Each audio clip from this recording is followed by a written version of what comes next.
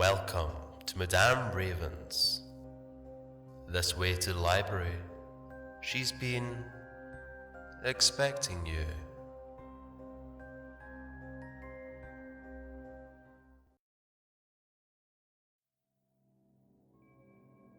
Silver Lake Asylum by SkyBruceLee23. Dude, drive faster. Eric punched his friend in the shoulder. The teenager had his arm wrapped around his girlfriend while lying in the back seat, like a king sitting on his throne. Eric Lee and his girlfriend, Brenda Johnson, were accompanied by two high school jocks, Colin and Bobby Ramiro. Colin and Bobby were twin brothers, and they both wore their hair in a part mohawk, part military crew cut style. Colin and Bobby were high school football stars, and they were tough guys. Eric would try to be the alpha male in his friendship with the brothers, but Bobby would always dominate him. Eric was also a hothead. Anything could set Eric off. He got arrested one time for punching a pizza delivery guy because he delivered his pizza late. Despite being a hothead, Eric had a good heart, and at his school he had a reputation for being a straight A student. It didn't help that sometimes Eric would skip school whenever he felt like it. Eric would hustle on the days he would skip school. He had a side job that involved selling ice cream to children inside a shopping mall. Most of the time, his child customers would get free ice cream, but he'd charge the adult customers. Selling ice cream from a mall kiosk wasn't Eric's only side job. The teen would help fix cars at his uncle's neighborhood garage. Sometimes he used the cut of the money his uncle would give him to buy weed. Most of the time, he'd use his money to take his girlfriend out to the local skating rink or to the movies. Eric's girlfriend, Brenda, was a diva. She was a girl you would call a trendy Wendy. Trendy Wendy girls were all about the latest trends, fashion, and beauty. Since Brenda wore sophisticated makeup, hair, and outfits, her mature, glamorous appearance made her look older than 16. Like her boyfriend, Brenda also had a good heart. She had a fiery personality that intensified her beauty, which earned her the nickname, the Hot Mama. Brenda's ethnicity wasn't solid. She was mixed because her father was German and her mother was Afro-Jamaican. Brenda showed attraction to Eric because she loved his bad boy appearance and personality. She loved how he always wore baggy shorts and black tank tops. She loved his spiky bleach blonde hair and the metal piercings in his ears and nose. She loved the matching snake tattoos on each side of his bulging shoulders. Brenda didn't mind her boyfriend being shorter than her because his muscular build made up for his truncated height. Since Eric was Chinese American, Brenda thought of her boyfriend as an Asian version of the rap star Eminem. She also loved how her boyfriend prided himself on his martial arts skills. "I can't drive too fast, we might crash," Bobby growled at Eric. The high school jock gunned the engine in his metallic pearl turbocharged Lexus ISF. The lines in the road were a blur to Bobby. He kept both hands on the steering wheel, channeling the spirit of a Formula One race car driver. It seemed like Bobby could hear every piston inside the engine of his Lexus firing away like missiles. Every time Bobby would press his Air Jordan sneaker down on the gas pedal, war would erupt beneath the hood of his car. Driving a high-powered sports sedan down a lonely road in the middle of the night felt like the ultimate adrenaline rush for Bobby. But Bobby didn't want his powerful car to put him, his brother, and his friends into an early grave. "We're not gonna crash, you moron. We're the only ones on the road." Eric lightly punched his friend in the shoulder a second time. Bobby bit his bottom lip. "You hit me again, and I'm throwing you out of my car while it's moving." Bobby's threat to Eric penetrated the air like an armor-piercing bullet. "We don't have to rush. The haunted mental hospital will still be there," Brenda interjected herself into the hostile conversation between her boyfriend and Bobby. I can't believe we're going to see a haunted asylum. What if something happens to us? Bobby's twin brother, Colin, finally spoke for the first time. He turned to burn his gaze on Eric after he felt a light slap to the back of the head.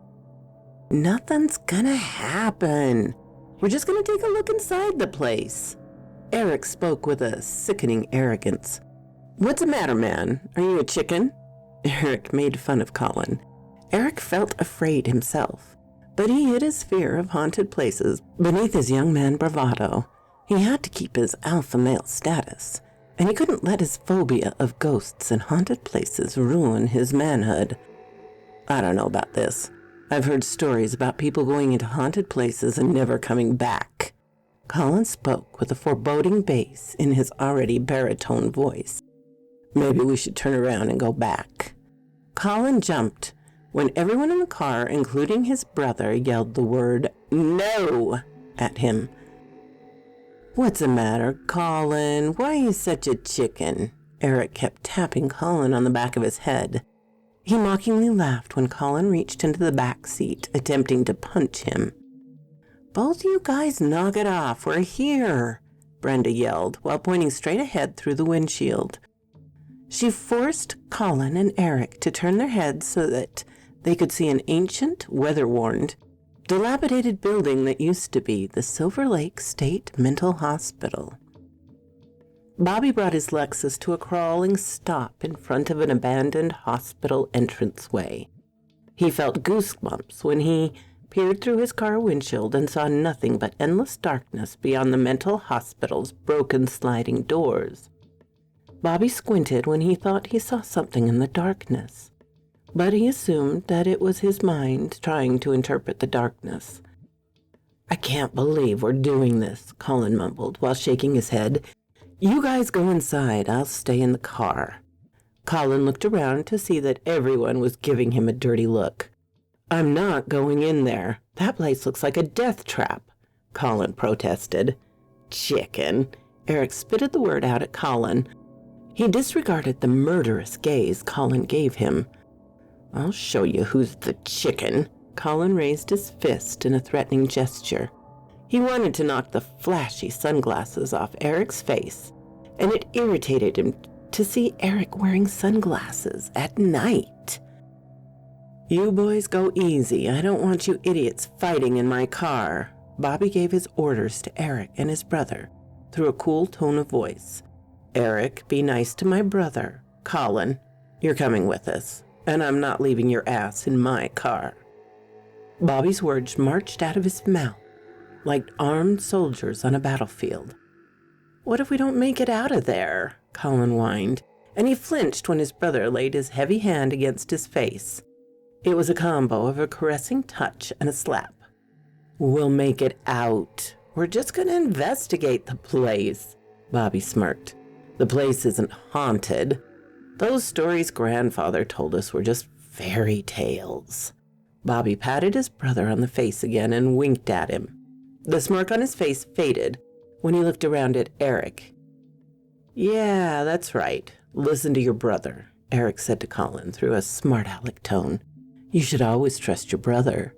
Eric rested his hand on Colin's shoulder while leaning into Colin's face. You should trust me too, because I'm your homeboy, Eric whispered through a mischievous smirk. He laughed when he put his hand in Colin's mohawk and got his hand slapped away. You're my homeboy, but I don't trust you, Colin snarled at Eric. I can't trust a guy who gives free ice cream to children, but charges the adults for the same ice cream. Colin brought up Eric's shady work ethics. He secretly thought Eric's unauthorized free ice cream to children policy was a sweet thing to do, but Colin knew that Eric would get fired if his boss ever found out. I love giving free ice cream to kids, Eric defended his actions, while shrugging his shoulders. Children are the light of the world. A sincere warmth enveloped Eric's ultra-masculine voice. He smiled, revealing his dimples.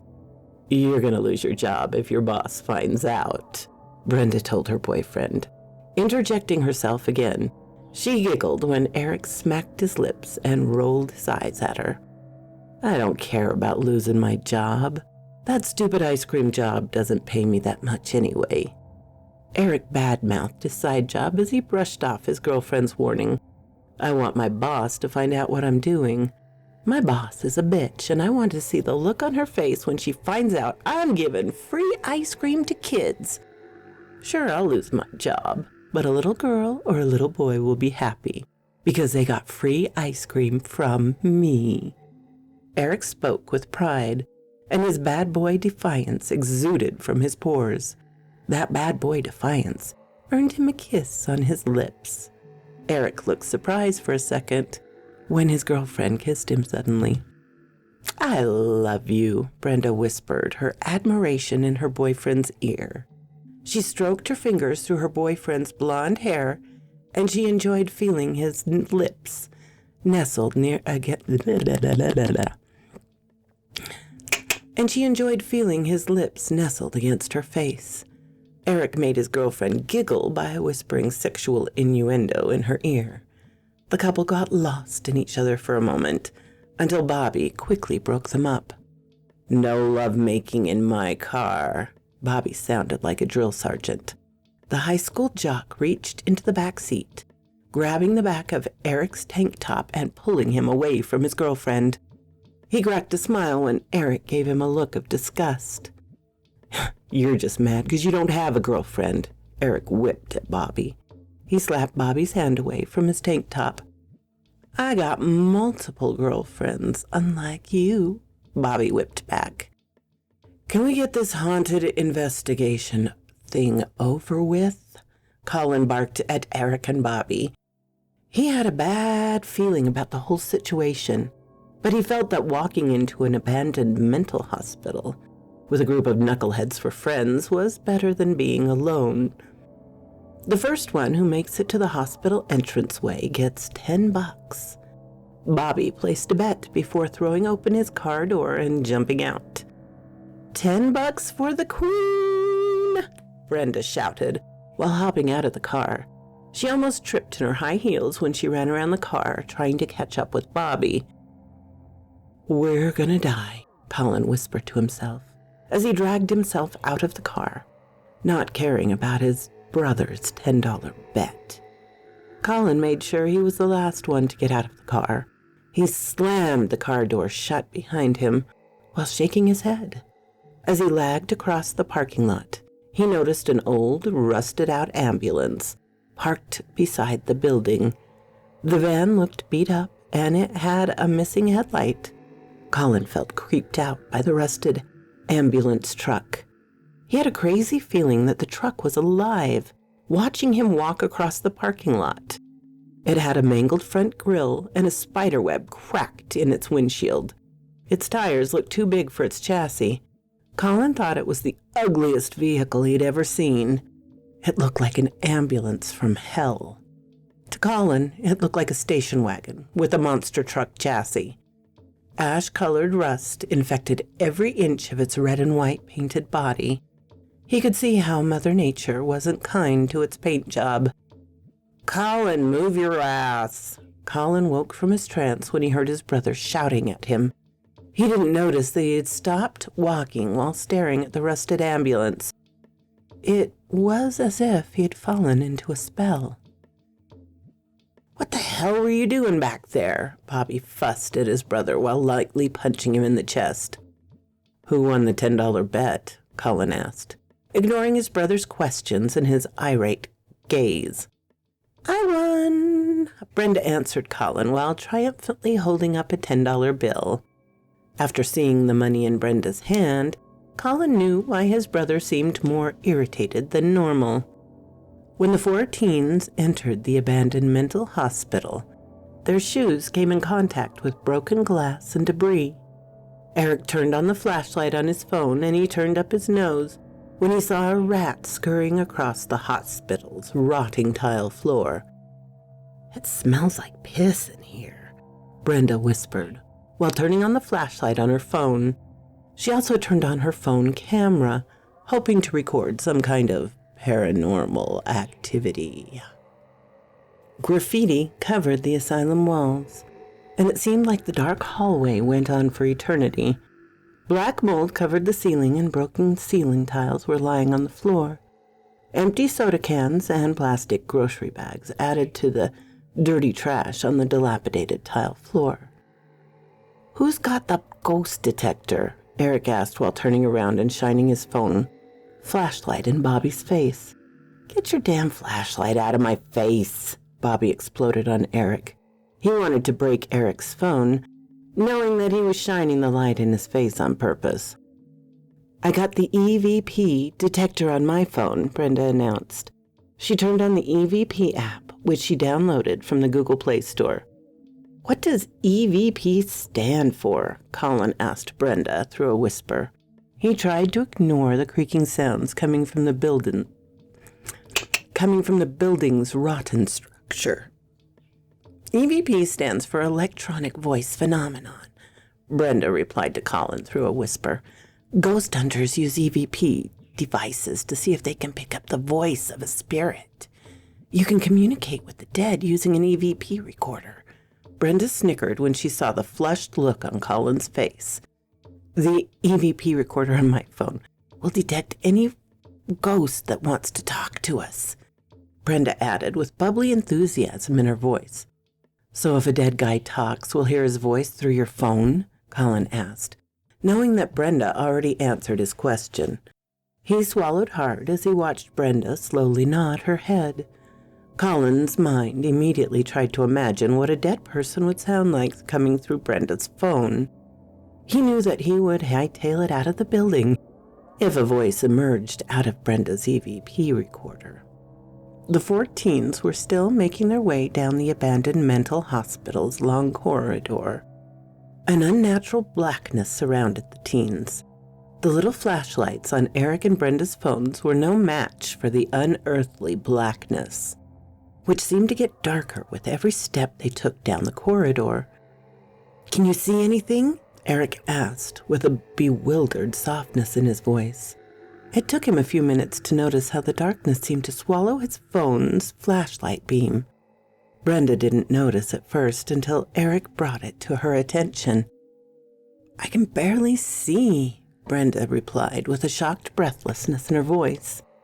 After Brenda answered her boyfriend, her body stiffened, and a sweat broke out on her skin when she thought she saw something way down the hallway, peeking at her from around a corner. Whatever it was, it had a shadowy appearance, and it vanished when Brenda directed her phone's flashlight down the hallway, making her think she imagined what she saw. Brenda questioned herself, wondering if she really saw something, or if her mind was playing tricks on her. She wanted to say something, but she kept silent. Eric noticed that his girlfriend had stopped walking suddenly. "What's the matter, babe? You okay?" he asked, using the light from her phone screen to see an unnerved expression on her face. "Yeah, I'm fine. I just don't like all the darkness." Brenda let out a soft giggle while moving strands of her curly hair away from her eyes. She forced her high-heel shoes to move again, not wanting her boyfriend to feel concerned. She also noticed that Colin and Bobby had stopped to look at her. "Is everything all right?" Bobby asked when he saw the brief meeting between Eric and Brenda. "Yeah, man, we're cool," Eric replied, while taking Brenda by the hand. Eric told Bobby everything was cool, but he knew something wasn't right. He could sense something was bothering Brenda. After knowing her for a year, he could always tell when something was troubling her. "Are you sure you're okay?" Eric whispered his question, while walking close beside his girlfriend. "Yes, I'm sure," Brenda harshly whispered back, feeling slightly annoyed. She did her best to act normal, not wanting her boyfriend to question her every few seconds. Everything seemed quiet for a moment. The 4 teens could only hear each other's footsteps. They could also hear each other's breathing, or what they thought was each other's breathing. The darkness continued to stalk Bobby, Colin, Eric, and Brenda. It swallowed them up like tentacles of blackness surrounding its prey. It took a while, but Bobby finally broke the silence. Have any of you guys seen a ghost yet? The young man joked, with his brother and friend, and he could feel boredom setting in. Nah, man, Eric answered Bobby. Like Bobby, he also grew restless of the quiet and darkness. Eric grew tired of shining his phone's flashlight into dark, abandoned rooms, only to see dilapidated bed frames and dirty mattresses. He shined his light into a few bathrooms, only to see broken mirrors, graffiti on the walls, and bathroom sinks lying on the floor. Brenda shined her flashlight into a patient room to see broken plaster and muddy water dripping from the ceiling. Colin followed Bobby, and they both peered into a room to see their flashlights illuminate a gang of rats sitting on a broken-down mattress, squeaking amongst each other. Gross, Colin whispered repulsively. He was about to whisper something to his brother, but his lips became paralyzed when a loud clinking sound echoed through the mental hospital. Whoa, what the hell was that, bro? Eric looked around at his friends, almost dropping his phone. A chilled sensation tap-danced across Eric's spine when another distant clanging sound announced itself throughout the building. Bobby couldn't talk for a minute after he heard the second metal clanging. He tried to determine which direction the noise was coming from. When Bobby heard another clank, he realized the sound came from above his head. Eric watched as Bobby pointed upwards. He looked around at Brenda, who was clutching his arm with her eyes on Bobby. Sounds like it's coming from upstairs, Bobby whispered excitedly, not even noticing that he had his flashlight shining into his own face. This asylum has 2 floors. We have to find the stairs that'll take us to the top floor, 'cause that's where the crazy noise is coming from. Bobby tried to contain his excitement as he spoke to Eric and Brenda. He ignored his brother, who was behind him, telling him they needed to leave. I think we need to get the hell out of here. I would like to see tomorrow, Colin whispered in his brother's ear, only to hear his brother laugh at him. Jeez, you're such a wimp. Bobby fanned his hand at his twin brother before walking away. I'm not a wimp. I've got common sense, unlike you. Colin wanted to shout those words to his brother, but he reluctantly kept his whispering tone. He looked around when he felt a soft hand touch his shoulder. Colin could see that Brenda understood his caution. He could also see pure fear in her eyes. Their phone screens were the only things that helped them see each other. I agree. I think we should go, Brenda told Colin, visibly shaken by something. She glanced over at her boyfriend, who left, and was having whispering conversations with Bobby a few feet away. I saw something, Brenda confessed to Colin. She saw the blood drain from Colin's face. You saw something? Colin stepped closer to Brenda. He brought his face so close to hers that he could kiss her lips if he wanted to. You saw something? Colin repeated, feeling astonished by Brenda's words. He watched Brenda nod her head while pitifully looking down and licking her lips. You saw something and you didn't say anything? What did you see? Colin had his hands on Brenda's arm, caressing her shoulders. He could see that whatever she saw disturbed her deeply. Brenda put a finger to her hair while taking a deep breath and looking back up at Colin. I'm not really sure. To me, it looked like darkness in the shape of a person, like a shadow or something, but it was at a distance, peeking at me from around a corner. I don't know. Maybe I imagined it. That's why I didn't want to say anything. Brenda sighed out her words while shrugging her shoulders. She saw a hint of disbelief in Colin's eyes, but she also saw how a part of him strongly wanted to believe her. Did you tell Eric? Colin briefly glanced over at Eric to see him still talking to his brother. No, I didn't tell him. I guess I didn't want to alarm him. Brenda shook her head. Her soft red lips quivered through her whispering. She almost smirked when she saw the look of outrage on Colin's face. You didn't want to alarm him? Are you kidding me? Colin almost lost his nerve. He took his hands away from Brenda's arms feeling perplexed by Brenda's actions. "Why would you tell me and not tell your boyfriend?" Colin whispered out his words intensely. He could feel a chilled sweat break out over his body when he realized that Brenda wasn't joking about what she saw. The young man put his hand on Brenda's arm when she gave him a look of guilt instead of an answer to his logical question. Colin didn't want to condemn Brenda. He wished he could erase what Brenda told him. Colin preferred not to know what Brenda saw, but it was too late. Brenda already planted a splinter of fear in his mind. Colin became so lost in what Brenda told him that he didn't notice Eric and his brother approached the two of them. "Come on, guys." Eric's voice broke Colin out of his fearful daze. "What are you two over here talking about?" Eric asked while shining his flashlight in Colin's face. Colin squinted while waving his hand in irritation. "Get the light out of my face, man," Colin barked as he tried to snatch Eric's phone out of his hand. He attempted to punch Eric for taunting him, but his brother grabbed him. "Both of you knock it off." Bobby grabbed his brother's arm, holding him away from Eric. He tried to maintain his whisper, but his voice got away from him. "Something's inside the building. We came here to investigate the paranormal, not fight each other," Bobby preached to Colin and Eric. His whispering was loud. "I know what we came here to do. You need to talk to your brother," Eric fired back at Bobby. He walked off to rejoin his girlfriend in frustration. Brenda kept looking down at her phone, not saying a word. She feared that Colin would tell her boyfriend what she told him. Brenda was regretting her actions. She didn't want her confession to Colin to come back to bite her. When the teens started walking again, Brenda gently grabbed Colin's arm before whispering in his ear, "Please don't tell my boyfriend what I saw. Let's just keep this between us." Brenda swallowed nervously while Colin half nodded at her while not saying a word.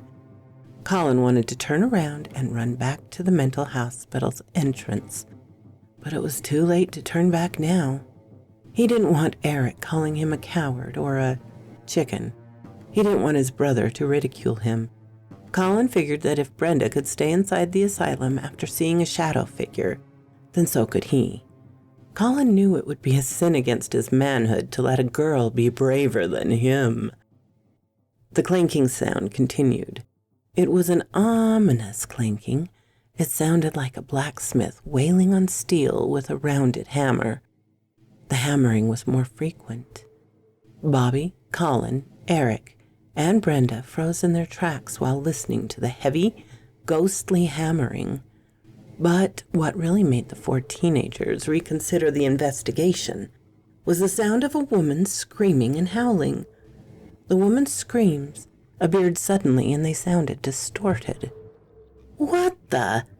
Eric looked around at his girlfriend when he heard the horrid screaming. At first, Eric felt calm, even when he heard the hammering, but when he heard the screaming, it put his nerves on edge. Bobby felt paralyzed. He and his brother couldn't move their legs after they heard the screaming that sounded more demonic than human. He looked around at Eric and Brenda, who were just as frozen as he was. He turned to look at Colin, who stood close beside him. Bobby was having second thoughts, and his heart pounded with more screaming stopped, leaving behind a deathly silence. Brenda grabbed her boyfriend's arm. She could see her sweat dripping down her neck and chest. She could feel her heart pounding against her breasts. Something wasn't right. And after Brenda heard the screaming woman, she knew that entering the abandoned hospital was a big mistake. "Maybe we should go," Bobby whispered out. He couldn't believe his own words. He thought he could find bravery within himself, but there was something about the screaming that sent an icy dread throughout his body. What disturbed Bobby the most were his grandfather's stories about the asylum. When Bobby heard the screaming woman again, his grandfather's haunting stories came back to him like a cold slap in the face. Bobby thought about one of his grandfather's stories, which was about an exorcism that took place at the asylum. Colin locked eyes with his brother, and he knew what Bobby was thinking. "You think that was her screaming?" Colin asked his brother, with a tremble in his tongue. "That could have been her screaming," Bobby nervously answered his brother. "Her screaming? What are you guys talking about?" Eric came in with his questions after he overheard what Colin asked his brother. Eric and Brenda leaned in to hear Bobby explain what he and his brother were talking about. "Our grandfather told us a story about an exorcism that took place here 50 years ago." Bobby fell into his grandfather's story. "He told me and my brother about a woman named Janice Humphreys. He said the devil himself embodied her, and he forced her to kill her husband and 3 children with a machete. She decapitated her husband and 3 daughters, and she nailed their severed heads to her living room wall. They declared her to be criminally insane, and the judge sent her to Silver Lake. They locked her away in a room after she killed a psychiatrist and a nurse. They performed an exorcism on her after a doctor witnessed her levitating in her room. The doctor who witnessed the possession said she was floating 3 feet above the floor while speaking in a weird language. Our grandfather told me and my brother that exorcism didn't end well." Bobby paused for a moment. Brenda and Eric never took their eyes off Bobby, and their ears twitched when he continued explaining his grandfather's story. The priest who performed the exorcism on Janice got killed. He got locked in the room with her. Nobody could get inside.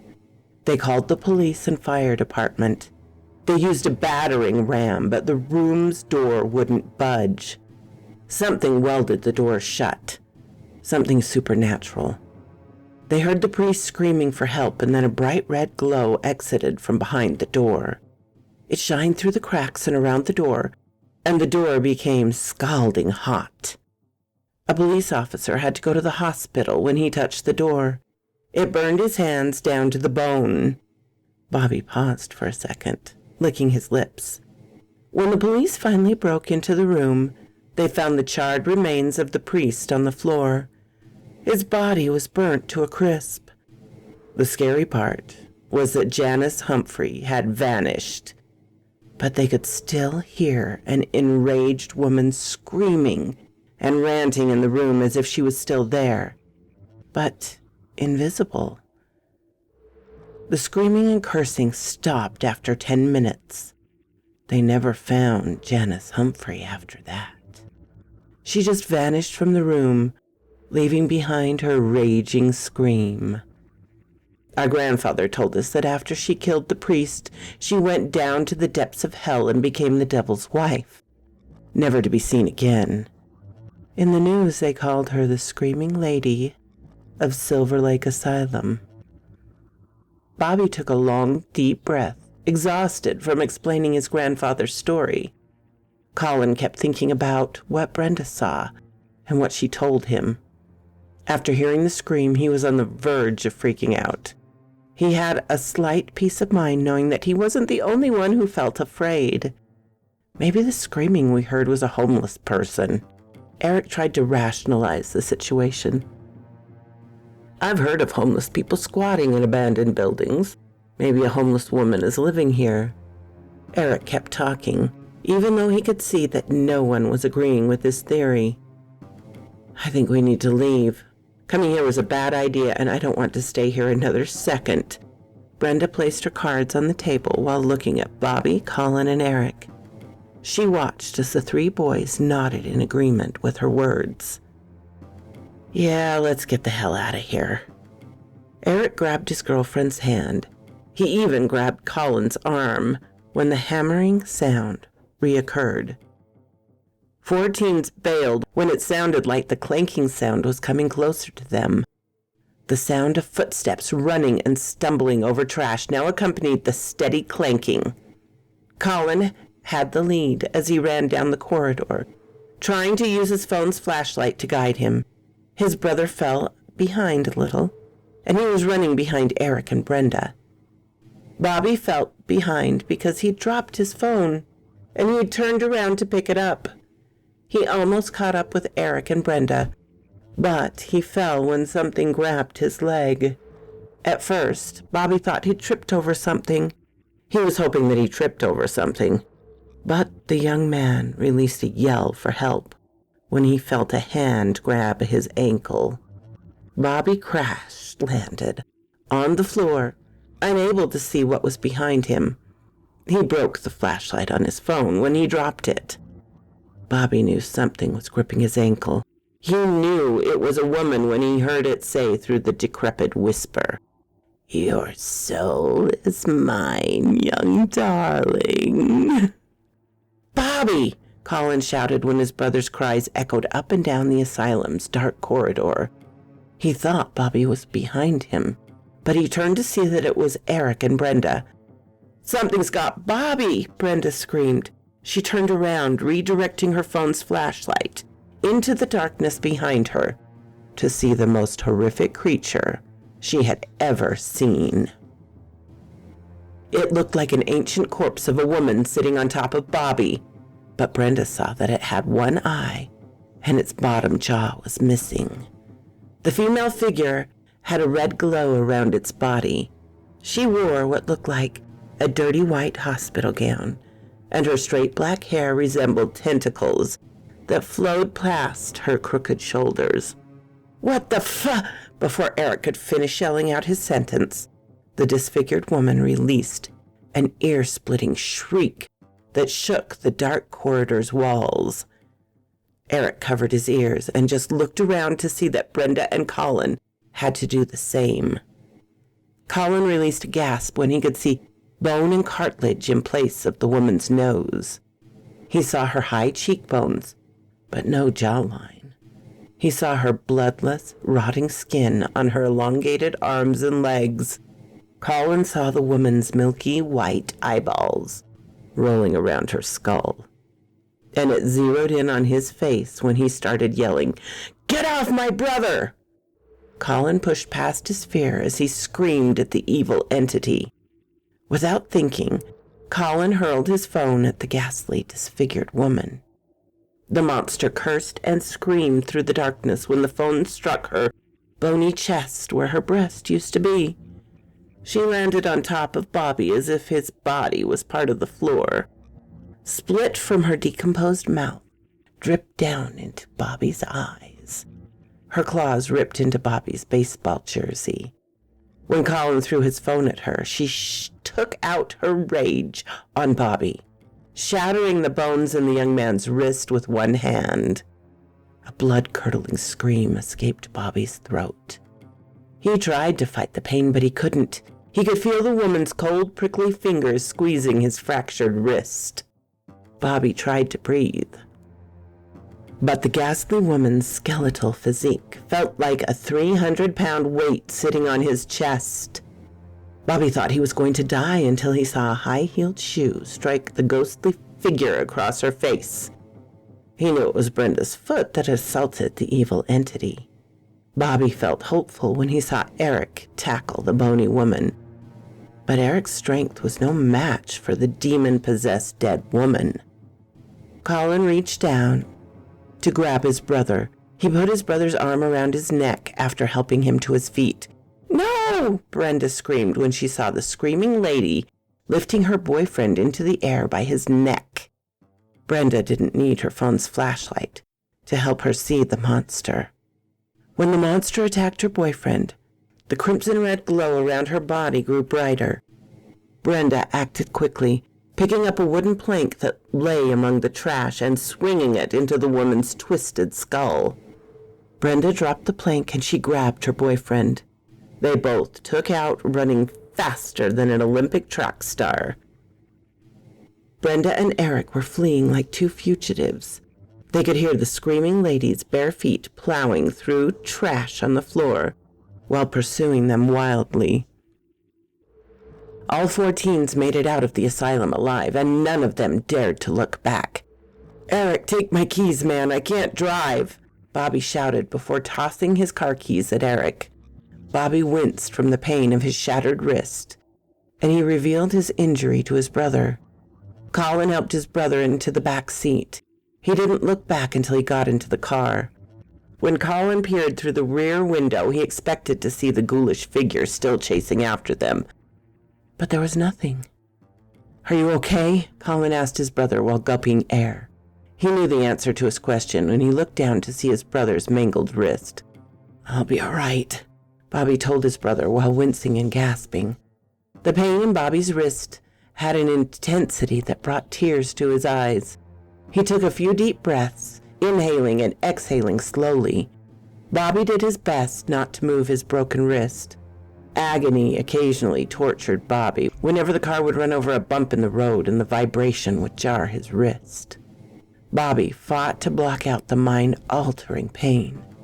He fought to stop his mind from imagining that something embedded razor's blades into his wrist. "Bobby, you okay, man? What did that thing do to you?" Eric shouted, up at the rearview mirror. He tried to keep his eyes on the road while showing concern for Bobby. He could tell that a great deal of pain tormented Bobby from the way he was clutching his wrist. "We have to get Bobby to a hospital. That thing broke his wrist." Brenda's gasping words stammered out of her mouth as she turned around to see Bobby's crooked wrist. Brenda reached into the back seat, resting her hand on Bobby's knee. She could see the tears escaping from his eyes, and she caressed his knee, doing her best to comfort him. "What was that thing back there? Was that a demon?" Eric spoke so fast that he couldn't catch his breath between his words. He gripped the steering wheel so hard that his knuckles turned white. "That was the screaming lady our grandfather told us about. I told you we shouldn't have gone there," Colin told Eric, while sitting close to his brother, never taking his eyes off Bobby's wrist. "I'll be all right," Bobby uttered to his brother while gulping and continuing to take deep breaths. Bobby never experienced a broken bone before through all his years of playing Little League and high school football. He knew that tonight would be a night he would never forget. Bobby landed his head against the back seat rest. He couldn't erase the screaming lady's face out of his head. The young man wanted to forget what he saw. He kept thinking about his grandfather, warning him and his brother to stay away from Silver Lake Asylum. Now Bobby had a fractured wrist to remind him of his disobedience. Quiet filled the car for a moment. The Lexus's growling engine and the hip-hop playing through the car's satellite radio at a reduced volume were the only noise in the car. Eric ignored the speed limit sign, and he was glad that there was no other cars on the winding dark road. Brenda still had her hand reached into the back seat, caressing Bobby's knee. She fastened her seatbelt while glancing over at her boyfriend. When she heard her favorite rap song playing through the car's radio, she softly hummed along to Polo G's and Martin and Gina. Brenda even rapped out the lyrics under her breath, using her rap song to calm her nerves. Everything seemed normal again. Sort of. Brenda wanted everything to go back to normal. She saw herself waking up the next morning, thinking about how she dreamed the whole thing. Colin had his hand up to his head, and he still felt his heart galloping in his chest. He looked over to see that Bobby had drifted off to sleep to hide from his pain. Colin also wanted to shut his eyes, but he couldn't when Brenda said something. "A police car's behind us," Brenda whispered to Colin. She pointed at the back window, wanting Colin to turn his head. Brenda patted her boyfriend on the shoulder, getting his attention. Eric came out of his daze when he felt his girlfriend's soft hand on his shoulder. "What's wrong?" Eric almost jumped when his girlfriend breezed her fingers over his shoulder. "There's a cop car gaining on us. Its lights are flashing." Brenda could feel her heart picking up speed again. She told her boyfriend to slow down, but it was too late. Colin peered out the back window. It shocked him to see a vehicle with flashing lights fastly approaching them. As Colin studied the approaching vehicle, he noticed that the vehicle had one headlight. It took Colin a second to realize that the approaching emergency vehicle was not a police car. It was an ambulance. A broken down, rusted ambulance. "We need to pull over," Brenda told her boyfriend, but she jumped out of her skin when Colin shouted the word no. "No, don't stop, keep going," Colin screamed so hard the veins emerged from his wild neck. "What is it? What's the matter?" Brenda became alarmed while staring at Colin. Somehow she knew what Colin was going to say. "It's her, isn't it?" Brenda gasped out her question. She felt a lecherous sickness arise in her stomach when Colin nodded his head at her, with his hands up to his mouth. "That's the rusted-out ambulance I saw parked in the asylum. She's driving it." Colin's words trembled. "What are you guys talking about?" Eric almost turned around to look at Colin. He almost lost control of the car when he heard an ambulance siren blaring behind him. "It's her ambulance. That thing is chasing us. Go faster, babe. Don't slow down." Brenda ordered her boyfriend to put the pedal to the metal. Her horror returned when she looked through the rear window and saw the rusted ambulance roaring up behind them. She could hear the ambulance's rumbling engine, and she could smell the potent diesel fuel coming from the truck's exhaust. Bobby woke up to a new nightmare. He turned his head at the right time to see a truck with one headlight ramming its rusted, mangled front frame into the car's rear bumper. "What the f—" Eric screamed. The young man jerked forward after the ambulance rammed into the car. He felt his seatbelt strap clutch to his chest. Eric swerved into the wrong lane, and he swiftly readjusted the car's tires while moving at close to 80 miles per hour. Brenda screamed when the rusted-out ambulance rammed into the car again. She couldn't believe what was happening. She kept turning her head, peeking around the leather headrest to see the old GMC truck swerving back and forth behind them, as if a drunk driver was steering the ambulance. "You gotta go faster, man," Colin shouted to Eric. "I am going faster," Eric shouted back at Colin, struggling to keep his sweaty palms locked on the steering wheel. Eric kept pushing the Lexus sedan to a higher speed. It seemed like no matter how fast he went, he couldn't get the ambulance off his tail. 80, 85, 90, 95. The speed climbed to 100. Eric was sweating bullets, and he tried to become one with the car. He would periodically glance down at the navigation screen on the dash. It was a nervous tick. Eric kept telling himself to keep his eyes glued on the road. Brenda felt the sedan's supercharged engine vibrating her seat every time her boyfriend would press his foot down on the accelerator. She fought to keep her eyes in front of her. She didn't want to look at the ambulance again. She didn't want to see its one bright headlight and its twisted bumper and front grille. She didn't want to see the damaged logo on the massive grille anymore, which displayed the corroded letters GC instead of GMC. Brenda could hear the truck's engine rattling close behind them. She closed her eyes and she prayed for a miracle while the ambulance rammed into the car for a third time. Bobby's heart slammed into his chest from the inertia of the rear impact. The thought of dying kept echoing throughout Bobby's mind. Nothing mattered anymore. Bobby didn't care about the damage to his car. He didn't care about being the coolest guy in high school. He didn't care about earning a football scholarship. All Bobby cared about was making it through the night. He wanted his friends and his brother to make it out of the night alive. Bobby didn't want anyone in his car to die. He didn't want the screaming lady to have his soul. He knew she was driving the ambulance. He knew she would kill everyone in the car. He could feel her wrath every time the ambulance would ram into the car. Eric's fear escalated when he kept seeing himself losing control of the car.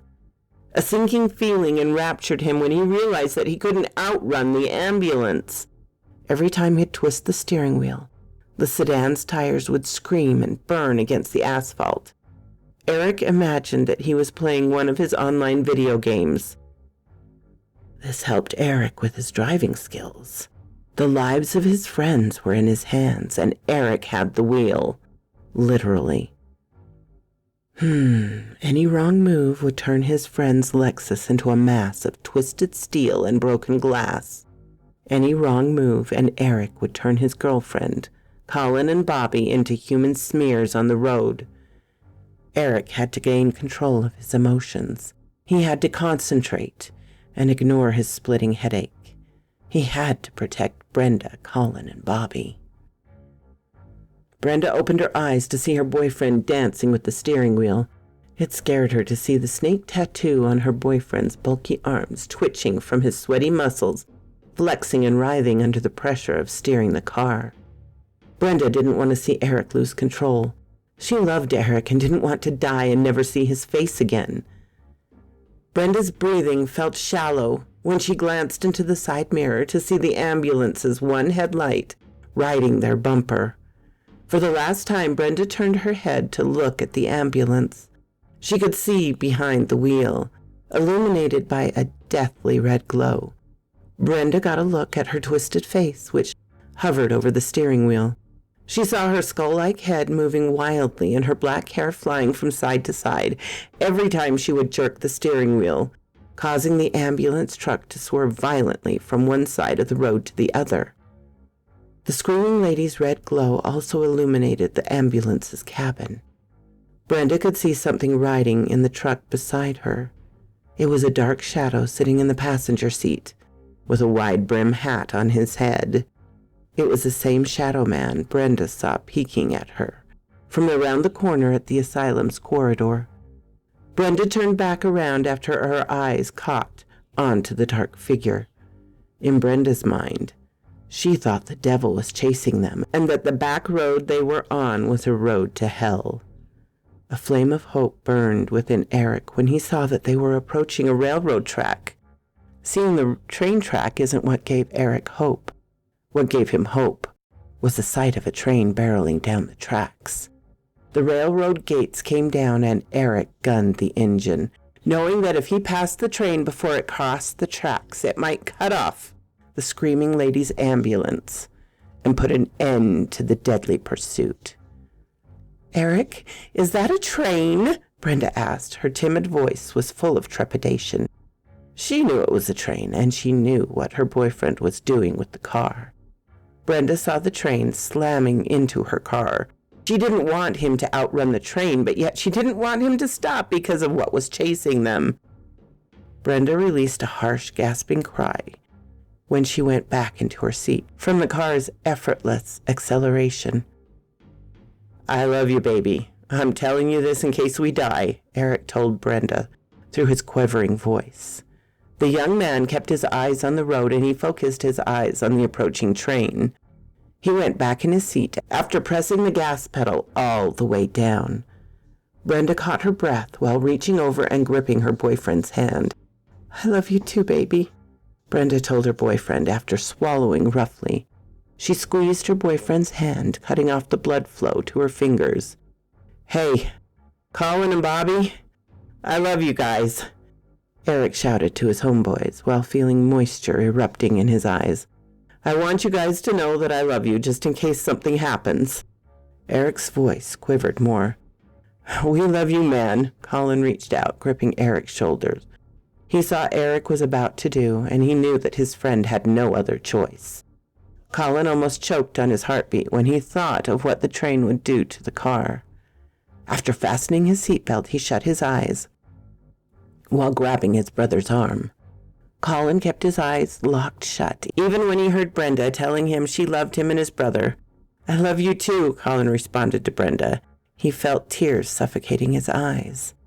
Bobby kept his eyes open and swallowed his fear. "I love you guys," the young man announced before heaving a deep breath. Bobby grabbed his twin brother and he held Colin's face against his. He prayed to God not to let him, his brother, and his friends die. Time slowed down for the frightened teens. They wanted to hug each other as the car grew closer to the approaching train. Evil was still pursuing them from behind in an old, rusted-out 1975 GMC ambulance. Eric had to make it across the train tracks in time. He had to make it past the train or the screaming lady. would have 4 young souls in her possession. She had a ravenous hunger, and she was coming for the teenagers in her supernatural truck. Within the next few seconds, a barreling freight train that weighed 18,000 tons would decide on whether Eric, Brenda, Colin, and Bobby deserved to live or die. Eric closed his eyes while gunning the engine and gripping the steering wheel. He didn't want to outrun the train, but he had no other choice. He could feel his girlfriend's hand gripping his knee. Eric wanted to hold Brenda's hand, but he had to keep both hands on the steering wheel. The only thing Eric could hear was the car's roaring engine and his heart pounding between his ears. He never opened his eyes, even when he heard the train's blaring horn getting closer. Death hovered over the car, and Eric expected to hear crunching metal. Instead, he felt the car's tires rumble across the train tracks, and he opened his eyes when he heard his girlfriend let out a joyous scream. "Oh my God, it's over!" Brenda shouted after she watched the ambulance vanish behind the fast-moving train. "Baby, you did it!" Brenda congratulated Eric. She leaned over and kissed her boyfriend, not caring that he was still trying to steer the car at 80 miles per hour. Eric let out a cheerful roar after realizing what he'd done. He looked up into the rearview mirror to see Bobby and Colin, with relief and surprise on their face. The brothers were still holding each other in disbelief. The ambulance and the screaming lady disappeared. Bobby kept looking through the rear window, seeing nothing but darkness behind him. The young man still had his brother's hand, and he was glad that they'd escaped from hell. Bobby knew that he would live out the rest of his life, never forgetting what happened at Silver Lake Asylum. He knew his brother and his friends would never forget either. One day, Bobby would have to tell his grandchildren that the murderous ghost of a middle-aged woman almost feasted on his soul. So quoth this raven.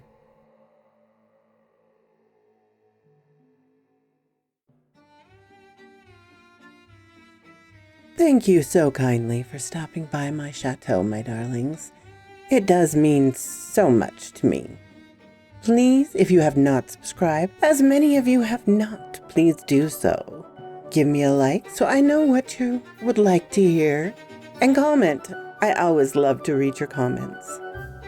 And special thanks to my Patreon and membership supporters. Ciao, darlings.